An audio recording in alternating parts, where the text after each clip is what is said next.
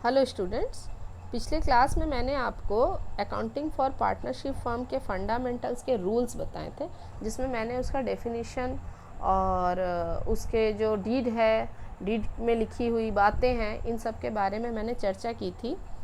आज मैं इसी चैप्टर के अकाउंटिंग सिस्टम को समझाने वाली हूँ। ठीक है, कितने तरह के खाते खुलेंगे और किस किस तरह से खुलेंगे। तो सबसे पहले आप आज के वीडियो को देखने से पहले उस वीडियो को देख लीजिएगा। ठीक है, पार्टनरशिप में सबसे पहले हम लोग जो स्टार्ट करते हैं तो सबसे पहला खाता बनता है profit and loss appropriation account. Profit and loss appropriation account का दूसरा नाम है profit and loss adjustment account, जिसे हिंदी में लाभ हानि नियोजन अथवा समायोजन खाता कहा जाता है। साझेदारी में लाभ या हानि जो खाता हम लोग बनाते थे उसके बारे में आपने फाइनल अकाउंट, जो क्लास 11 में फाइनल अकाउंट चैप्टर था, उसमें आप बहुत अच्छी तरह से समझ चुके हैं कि हम किस तरह से शुद्ध लाभ या शुद्ध हानि निकालते हैं और उसे फिर हम साझेदारों के बीच में किस तरह से बांटेंगे। तो उसके लिए हमें एक रेशियो की ज़रूरत होती है और वो रेशियो जो है हमें प्राप्त होता है पार्टनरशिप डीड से। डीड में रेशियो लिखा रहता है और उसी रेशियो के अनुसार हम लाभ या हानि को साझेदारों में विभाजित कर देते हैं।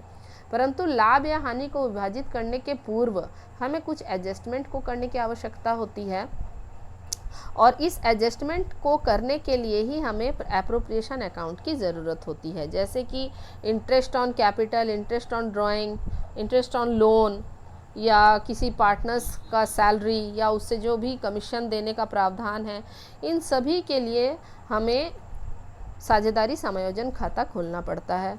इसलिए लाभ हानि खाता बनाने के बाद हमें जब किसी भी पार्टनर्स को उनके लाभ या हानि को विभाजित करना होता है तो हमें profit and loss appropriation account खोलना होगा।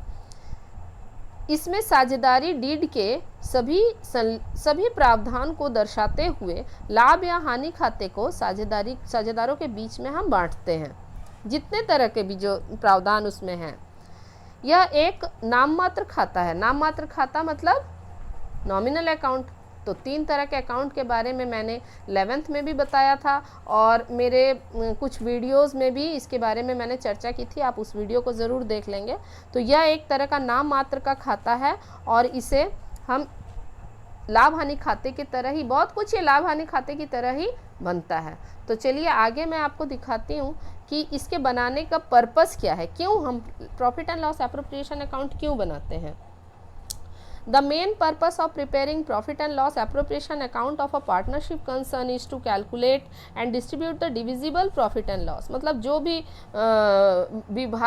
विभाजन योग्य लाभ या हानि है उसको कैलकुलेट करने के लिए, मतलब हम कितना बांटे, किसी पार्टनर को कितना लाभ या हानि मिले, इसको बांटने के लिए हम profit and loss appropriation account बनाते हैं। The income tax act and the audit rule does not permit the partnership firm to consider the amount as business expenditure which is payable to the partners. कोई भी जो income tax act है या audit rule है उसके अनुसार ये permit नहीं करता है, किसी भी पार्टनरशिप फर्म को ये परमिशन नहीं देता है कि कंसीडर करे वो जो अमाउंट जो एक्सपेंडिचर में लगा है उसे पार्टनर को पे किया जाए। ठीक है, तो इन सब को हटाना पड़ेगा।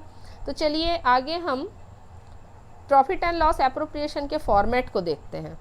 इसमें आप ध्यान दीजिए, सबसे पहले हम क्या करेंगे, जो पिछले साल के जो प्रॉफिट एंड लॉस है, मतलब जो हमने प्रॉफिट एंड लॉस निकाल लिया है, प्रॉफिट एंड लॉस अकाउंट खोलने के बाद प्रॉफिट या लॉस का कैलकुलेशन हो चुका है, उसको हम सर्वप्रथम, अगर प्रॉफिट हुआ है तो क्रेडिट साइड में प्रॉफिट बीडी लिख करके, और अगर लॉस हुआ है तो डेबिट साइड में लॉस बीडी लिख करके इसे लिखते हैं। ठीक है, यहाँ पर चूंकि प्रॉफिट के बारे में दिया गया है तो यहाँ पर बाई प्रॉफिट बीडी सबसे पहले ये लिख देंगे।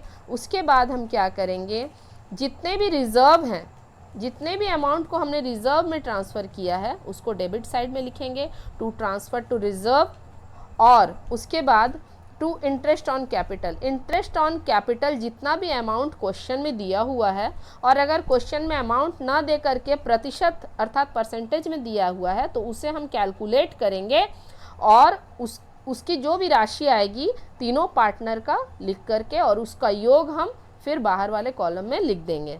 ठीक है, आप घबराइए मत, जब हम सवाल हल करेंगे तो आपको इन सब के बारे में अच्छी तरह से और भी जानकारी मिल जाएगी।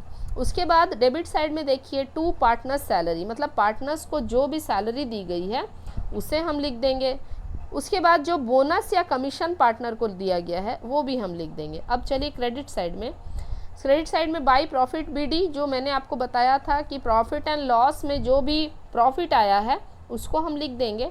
बाई इंटरेस्ट ऑन ड्राइंग, मतलब ड्राइंग का मतलब जो भी कैपिटल से पैसा निकाला गया है उस पर जो इंटरेस्ट लगा, या फिर पार्टनर जो है वो अगर फाइन वगैरह कुछ भरा हो तो उसे हम राइट साइड में लिख करके, यही फॉर्मेट है। अगर यहाँ दायां कॉलम अर्थात क्रेडिट साइड में क्रेडिट साइड का अमाउंट ज़्यादा आ रहा है तो डेबिट साइड में उसे बैलेंसिंग फिगर करके लिख देंगे, और अगर डेबिट साइड में ज़्यादा अमाउंट आ रहा है तो क्रेडिट साइड में एक बैलेंसिंग फिगर आएगा। ठीक है, तो ये हो गया आपका फॉर्मेट, और इसको आप बहुत अच्छी तरह से याद कर लेंगे क्योंकि आगे जब मैं न्यूमेरिकल क्वेश्चन बताऊंगी तो इस फॉर्मेट का बहुत ज़रूरत पड़ेगी। अच्छा, अब हम देखते हैं कि कुछ कुछ अकाउंटिंग ट्रीटमेंट किस प्रकार से होते हैं। कैपिटल कंट्रीब्यूटेड इन कैश, अगर कैश का contribution capital contributed in cash का मतलब है अगर कैपिटल को कैश के रूप में लाया गया है। अगर कोई भी पार्टनर अपने पूंजी को कैश के रूप में लाया है तो हम एक जर्नल जो एंट्री करेंगे उसका cash account debit to partners capital account, cash account debit और पार्टनर्स कैपिटल अकाउंट क्रेडिट। अच्छा, जब प्रॉफिट को शेयर करते हैं मतलब बांटते हैं तो फिर हम क्या लिखेंगे, profit and loss appropriation account debit to partners current account. ठीक है, मतलब पार्टनर्स करेंट अकाउंट क्रेडिट में जाएगा और profit and loss appropriation account debit में जाएगा। मैं अभी एंट्रीज बता रही हूँ। ठीक है, शेयर ऑफ लॉसेस, अगर लॉस को बांटते हैं तो यहाँ देखिए प्रॉफिट को जब बांटा था हमने तो profit and loss appropriation account debit लिखा था, यहाँ मैंने जब लॉस हुआ है तो profit and loss appropriation account को क्रेडिट में ले जाएंगे और करेंट अकाउंट को डेबिट में। Interest on capital, interest on capital जब होगा, जब भी इंटरेस्ट ऑन कैपिटल, देखिए यहाँ पर interest on capital debit side में जो था तो इसके लिए हम एंट्री करेंगे profit and loss appropriation account debit to partners current account. ठीक है, पार्टनर्स सैलरीज, यहाँ देखिए सैलरीज किधर था, डेबिट साइड में था। Profit and loss appropriation account के डेबिट साइड में क्या था, पार्टनर्स सैलरी, तो उसके लिए एंट्री क्या होगा, profit and loss appropriation account debit to partners current account. ठीक है, समझ में आया अकाउंटिंग ट्रीटमेंट।